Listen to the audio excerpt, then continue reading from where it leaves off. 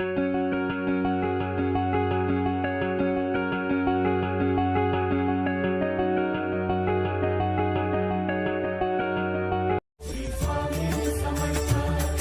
ब्रह्मा गुरुर्विष्णू गुरुर्देव महेश्वरा गुरु साक्षात परब्रह्म तस्मै श्री गुरुवे नमः. श्री स्वामी समर्थ महाराज की जय. स्वामींचे अनुभव युट्यूब चॅनलमध्ये आपलं सर्वांचं पुन्हा एकदा मनापासून स्वागत आहे. तर मंडळी, या चॅनलच्या माध्यमातून स्वामी भक्तांना आलेले अनुभव आपण तुमच्यापर्यंत घेऊन येत असतो. तसेच अध्यात्मासोबत काही जे रिलेटेड व्हिडिओज आहेत, काही गोष्टी आहेत, ते सुद्धा या चॅनलच्या माध्यमातून तुमच्यापर्यंत आणण्याचा आमचा प्रयत्न असतो. तर आज आपल्या भेटीला आलेले आहेत प्राजक्ता मॅडम. श्री स्वामी समर्थ मॅडम. श्री स्वामी समर्थ. तर प्राजक्ता मॅडम या नॅचरोपॅथी, डॉक्टर ऑफ नॅचरोपॅथी आहेत, स्पिरिच्युअल हिलर आहेत, त्याच्यानंतर टॅरो कार्ड रीडर आहेत आणि भाषा विषयाच्या शिक्षिका देखील त्या आहेत. तर आपलं पुन्हा एकदा मनापासून स्वागत आहे. धन्यवाद. धन्यवाद. तर माझा पहिला प्रश्न आहे की तुम्ही अध्यात्माकडे म्हणजे कसे वळलात आणि तुमचा अध्यात्माकडे बघण्याचा दृष्टिकोन कसा आहे? अध्यात्माकडे वळण्याचं एकच कारण आहे की लहानपणापासूनच ही अध्यात्माची यात्रा सुरू झाली.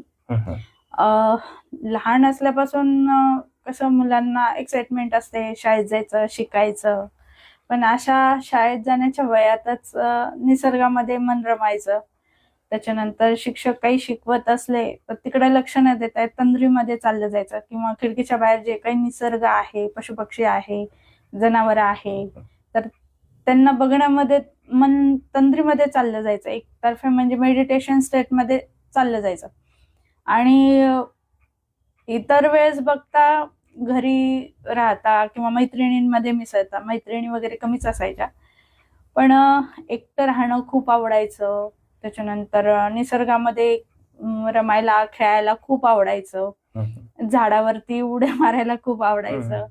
म्हणजे एकतर्फे तर निसर्गाशी कनेक्ट होण्याचं आणि अध्यात्मापासून ते जन्मजात एक गोष्ट ओढ होती तुम्हाला लहानपणापासून, आंतरिक तुमची ओढ होती अध्यात्माकडे, निसर्गाकडे. हो.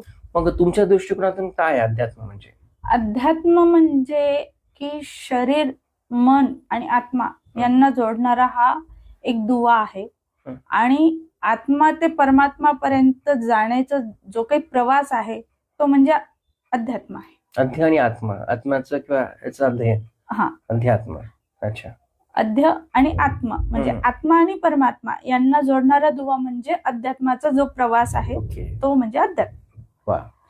मग तुम्ही आता तुमची ही स्पिरिच्युअल जर्नी आहे, तुम्ही अध्यात्माचा अभ्यास करत करत गेलात. जसं की मी तुमच्या इंट्रोडक्शन मध्ये देताना सांगितलं की तुम्ही स्पिरिच्युअल हिलर आहात आणि टॅरो कार्ड रीडर सुद्धा आहात. तर टॅरो कार्ड काय एक्झॅक्टली आणि काय म्हणजे ते कसं काम करतं? टॅरो कार्ड म्हणजे ही एक एनर्जी प्रेडिक्शन एक्सप्लेन करण्याचं एक टूल आहे. जसं ऍस्ट्रॉलॉजीकडे नंबर्स असतात, जसं आपण जन्मतः कुंडली मांडतो, त्या कुंडलीमध्ये विशिष्ट प्रकारचे नंबर असतात. बरोबर. त्या ऍस्ट्रॉलॉजीमध्ये न्यूमरोलॉजी कनेक्टेड असतात. तसं पामिस्ट आहे, जसं हस्तरेषा भविष्य आहे, त्याप्रमाणे पण एक भविष्यवक्ता आहे किंवा भविष्य सांगण्याचा एक मार्ग आहे.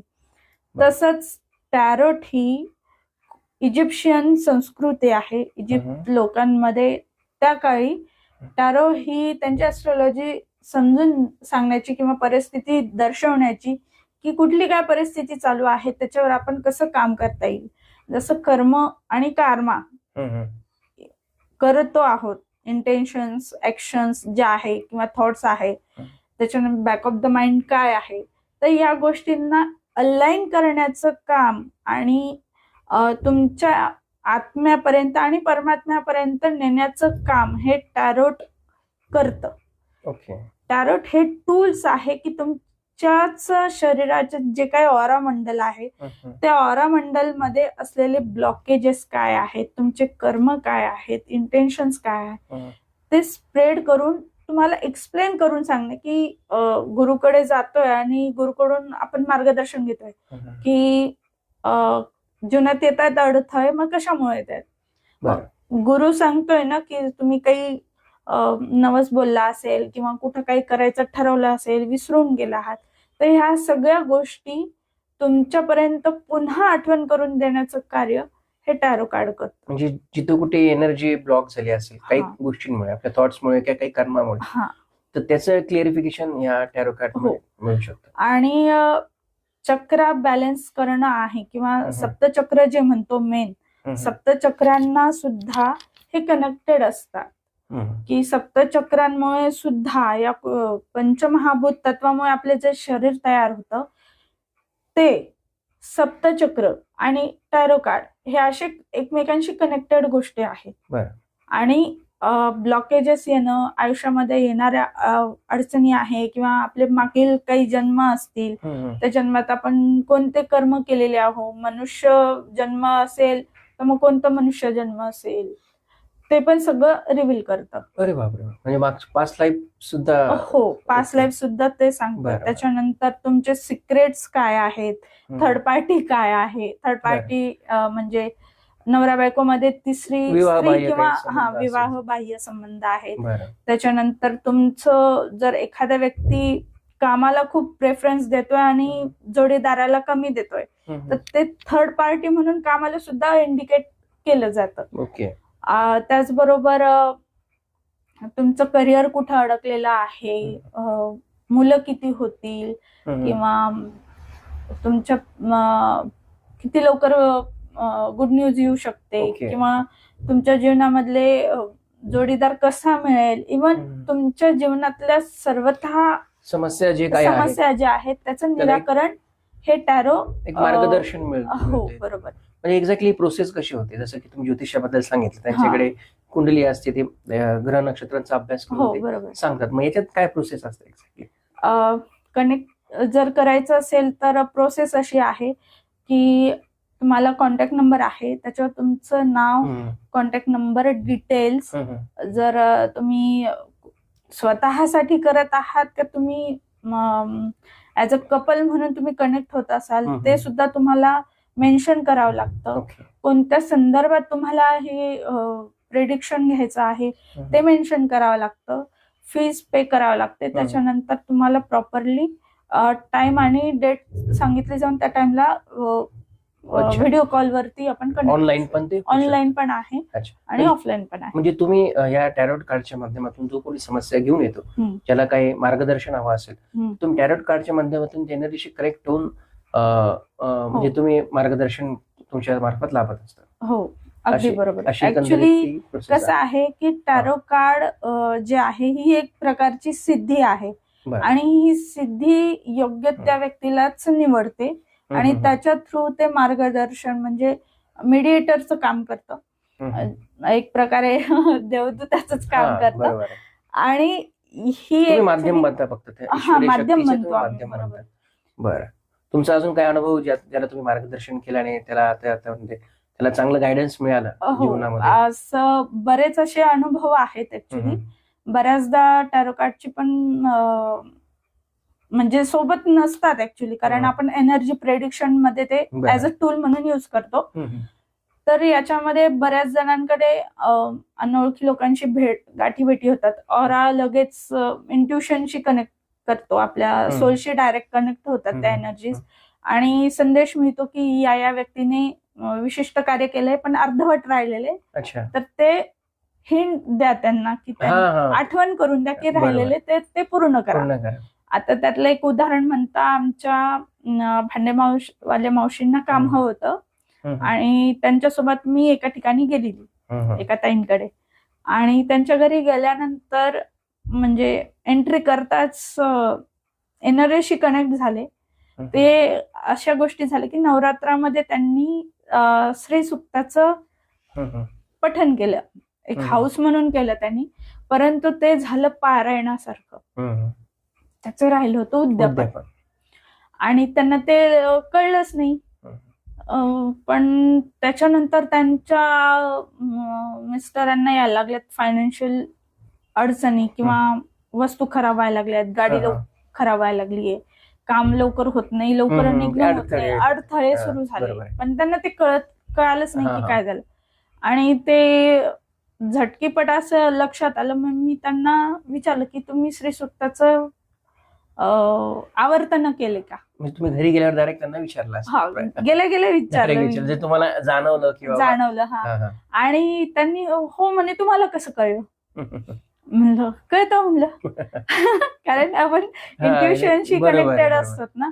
मग त्यांना म्हणलं की तुम्ही आवर्तन जे केलं ते ऍज अ पारायण मध्ये ते कन्वर्ट हम्म. झालेलं आहे, हम्म, त्याचं उद्यापन राहिलेलं आहे. मग हम्म. त्यांना उद्यापनची पण प्रोसेस सांगितली. हम्म. म्हणलं हे करा आणि तुमचं काम होऊन जाईल. अच्छा. पण त्याच्यानंतर त्यांच्याशी काही हा कनेक्ट नाही नाही, पण करता आलं, म्हणजे कारण बरोबर आहे. मी माझ्या कामामध्ये बिझी होत गेले. म्हणजे एक ईश्वरीय ऊर्जा तुमच्या माध्यमातून त्यांना मार्गदर्शन मेसेज केलं. गेला, हो. तुमचा तिथपर्यंत गेला अगदी की अगदी तुम्ही छान काम केलंय, म्हणजे एवढं पण इथं कुठेतरी राहिले तर ते पूर्ण करा आणि तुमचं काम परत सुरळीत होतील. हो नक्की. अच्छा. बरं, टॅरोट कार्ड आहे तुमच्यासोबत? हो, टॅरो कार्ड आहे थोडं दाखवू माझ्यासोबत. शकतो आपण कसे आहेत? हो, थोडं एक असं हा हे बघा. थोडक्यात जरी दाखवलं तरी हे आहे रायडर टॅरोट डेक. हा बेसिक असतो. याच्यामध्ये 78 कार्ड्स असतात.